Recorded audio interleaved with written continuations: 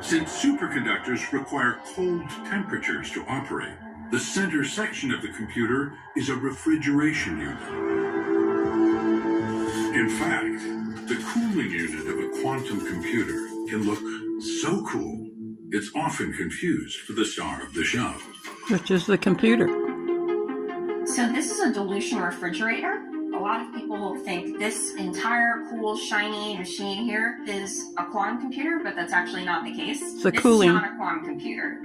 This is a quantum computer, this tiny little chip down here.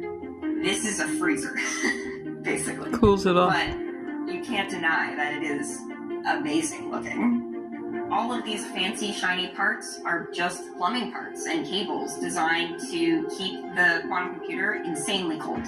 I mean, it's like minus 400 something degrees Fahrenheit. Like, there's absolute zero. We are